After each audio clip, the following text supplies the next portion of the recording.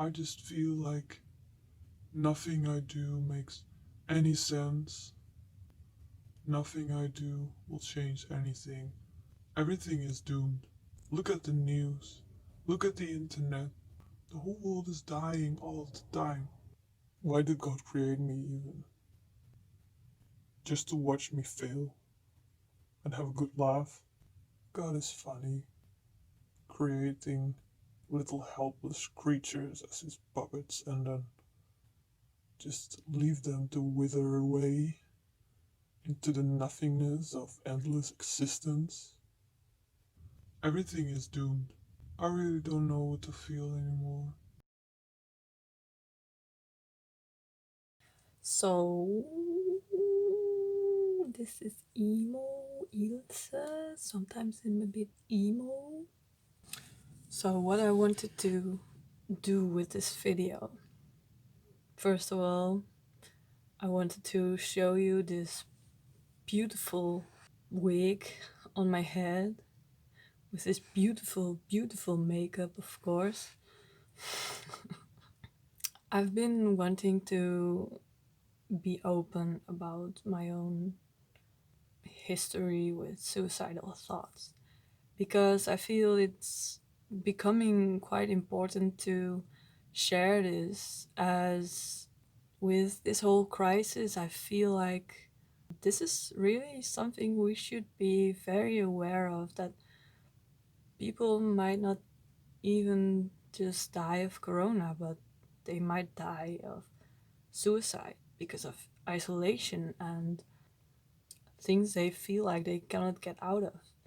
If you start looking on the internet and you are going into the tunnel of conspiracy theories, you might think that this is something that is constructed by the government and that they're all against us.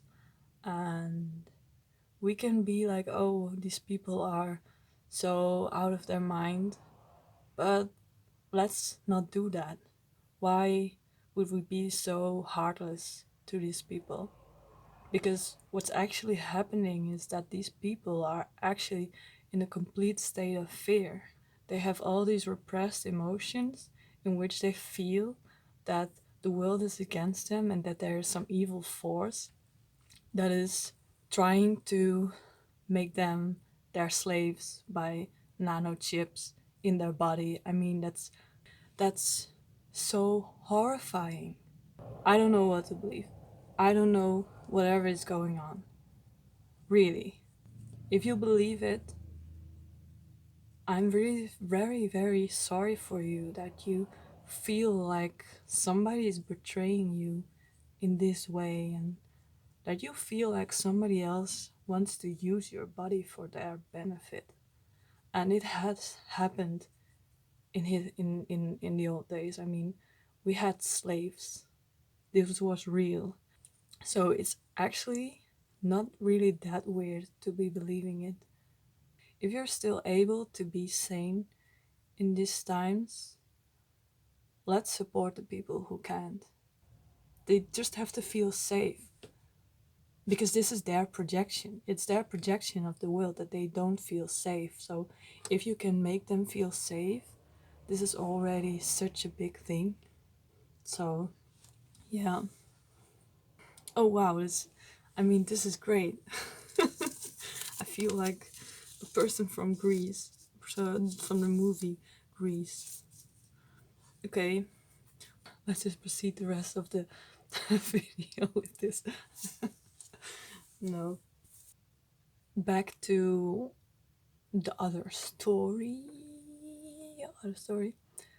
For the people who recognize themselves in this and also feel problems with having thoughts that are against themselves, I would give you the advice to learn to be open towards yourself and learn to ask yourself the right questions. And one of my magical questions is, how can I turn this into something that benefits me? how can I turn this situation into something that is going to make me better, stronger, more than I even thought I could be. And how I deal with the void is that I learn to trust in the universe that my history is not the thing that defines my future. I can make it into something that defines my future, but I'm the one in charge. You're the one in charge. And it's really difficult when you feel like you're at rock bottom because the thing you think is, I want to die. And okay, now I'm going to tell you like my deep dark secret. It's not so much of a secret anymore as of what I did when I really wanted to die and didn't tell anybody about this because I didn't want to scare anybody and I didn't want to feel it, of course.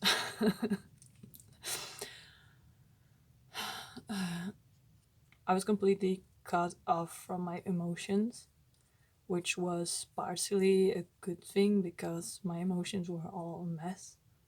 It was just one big mess. And I don't know completely how I went through the deepest, darkest of times of my period of really wanting to die. After a few weeks that I had this desire and these thoughts, I was like, okay, I'm not going to do it because I came to the conclusion that I I just I wasn't allowed to do it. And then there was still the feeling. I mean, it was still there. It didn't just magically disappear. So then I had to deal with that and try to make it into something that I could use. So I really started to listen to this voice like, I want to die, I want to die. And I remember being in a meditation and suddenly I just asked what part of Ilse wants to die. And it is as if I had asked myself this magical question because then I realized that there was a big part of me that didn't want to die. There was a big part of me that wanted to be reborn and to be alive and to do to do a lot of stuff that I thought that wasn't possible from where I was at that point. So actually that was completely transformational to it because now every time I got this desire, I got this feeling, it wasn't scary anymore. It wasn't as if I had to do it. It wasn't as if it was the only solution to go to the sea, walk into it, and just never come back anymore. Suddenly, just this thought was the solution to my problems. And then I really started utilizing it. Every time I felt it, I just saw it as a symbolic death. Every time I had my period, because then I was at my most vulnerable and at my deepest, down, down, down thing. The I don't know what's it called in English. Then suddenly, then every month I had this feeling, and I just had a rebirth.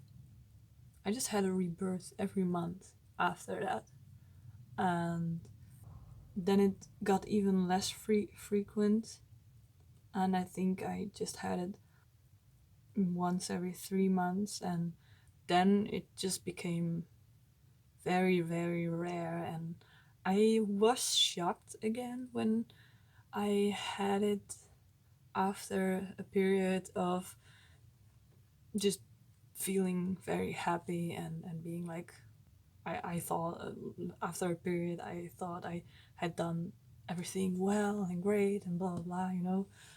I was very shocked when it came back again, but because I used this method, it was still very painful, of course, because also a symbolic death is very painful. It's not just something; it's completely destroying, deconstructing these parts of your ego that you've built that aren't serving you at all, and you build these things from, yeah, from a place of solution, from a place of love, actually. And then you have to let go of them. And then you have to face the reality that they aren't as good as they seem, or they aren't working anymore. And it's super, super, super painful. And it's also very difficult because you have to stop certain habits that you've grown very much attached to. It's not just something you do in an instant.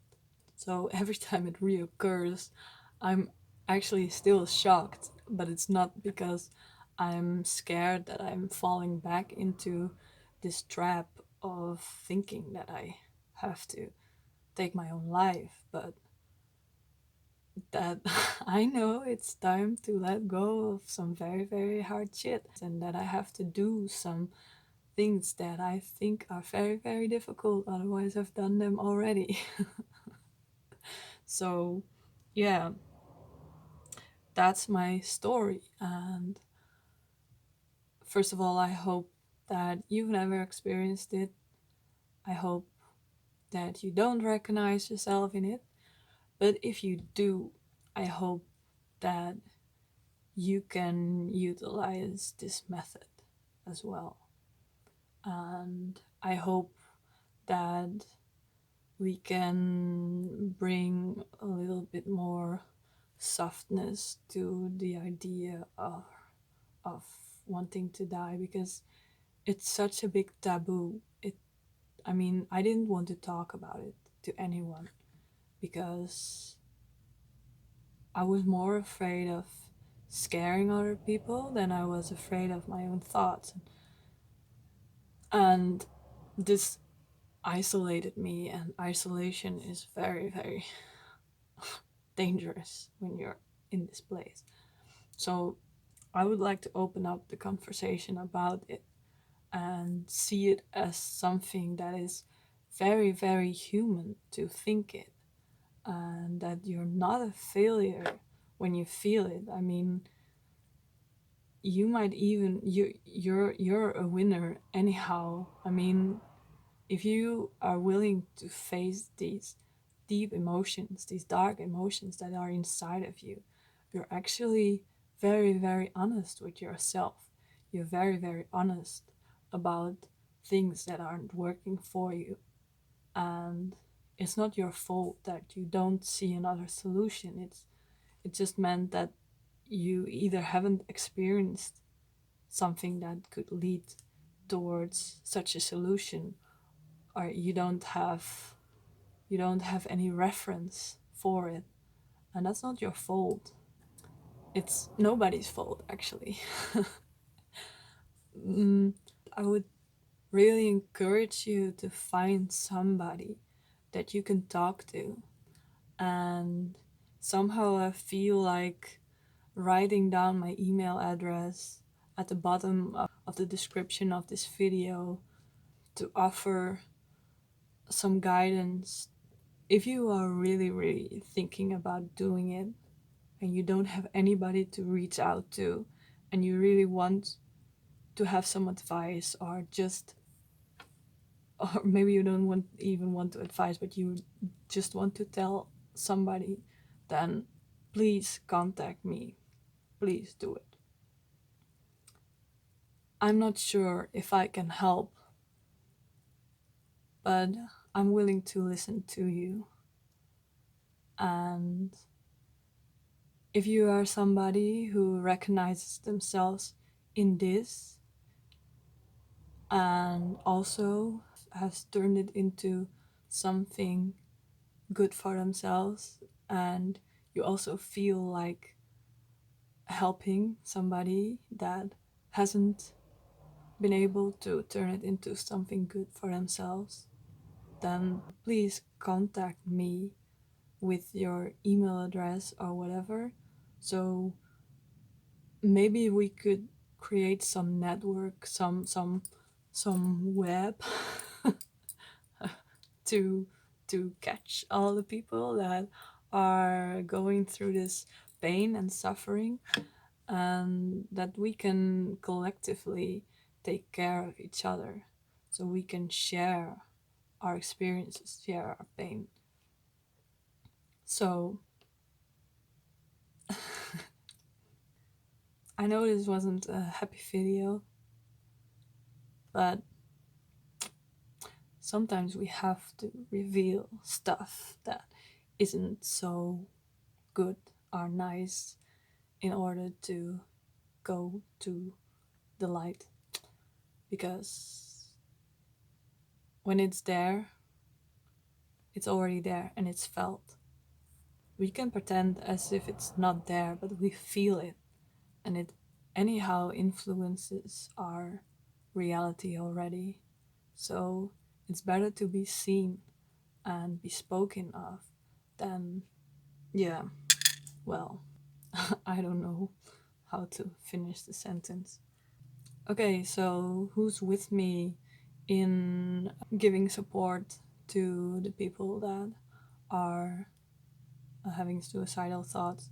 Who is with me catching the people who are falling the hardest?